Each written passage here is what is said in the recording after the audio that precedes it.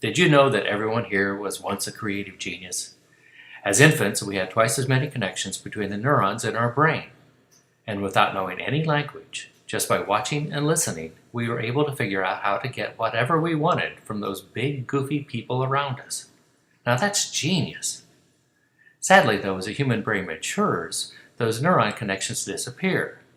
1,600 children were given a NASA creativity test at ages 5, 10, and again at 15.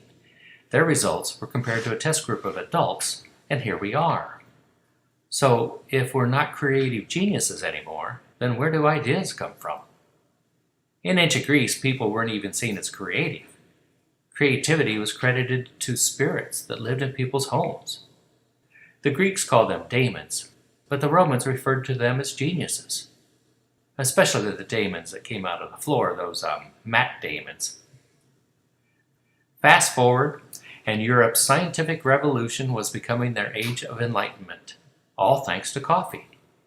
Up until then, everyone drank beer all day long, because beer was safer to drink than water. Like beer, coffee was brewed with hot water, which helped to kill the germs. Plus, it had caffeine. People went from tipsy to wired, and suddenly the coffee house was the hottest joint in town for news and information.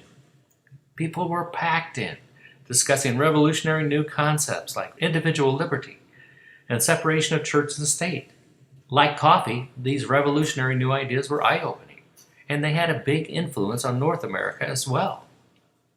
Ben Franklin loved the coffeehouse debates and brought the latest ideas back to Philadelphia. Thomas Jefferson and James Madison used these new ideas in the Declaration of Independence and the U.S. Constitution. That's the power of great ideas.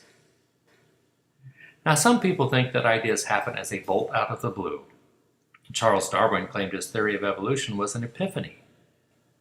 But when researchers went through his notes, they found that he had basically written everything down months before. So you could even say his theory evolved over time. Then there are those ideas built through interaction. Remember the coffee houses with people excitedly sharing ideas? If you follow that same basic concept over several generations, you'll likely end up at today's brainstorm sessions. Still fueled by coffee, and sometimes pizza. Brainstorm sessions, where ideas combine and recombine, meet, mingle, and mate. That's right, ideas get better when they can hook up with other ideas and produce new ideas, passing along their best qualities to each new generation of ideas. For a brainstorm session to work well, you need to invite a wide cross-section of people. Engineers and accountants, marketing and operations, maybe even IT, because it's those unlikely combinations that give you the best chance of conceiving new ideas. Remember, we were all once genius babies. Just be sure to follow the Jeff Bezos rule. Don't invite more than you can feed with 2 pizzas. Keep it between 6 to 10 people, stir in some coffee, and begin by laying out a few ground rules so that everyone's ideas can meet and mingle on equal terms. Job titles don't matter. Everyone is equal and everyone's ideas are just as valid. Quantity is more important than quality. At least for now, the more creative ideas, the better. No negativity. Say something positive about the last idea and build on it, or share something even better. Then, make sure everyone understands the problem you're trying to solve. What are the main issues? What's already been tried? What worked and what didn't? Who's the target audience and what would really grab their attention? Once everyone understands the strategy, it's time to have some fun.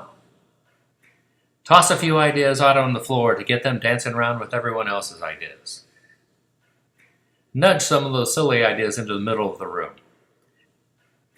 After all, a silly idea strutting its stuff just might start look really good to another idea. Keep introducing ideas to each other to see which ones click. And if you're lucky, 2 ideas will meet, fall in love, and make beautiful idea babies.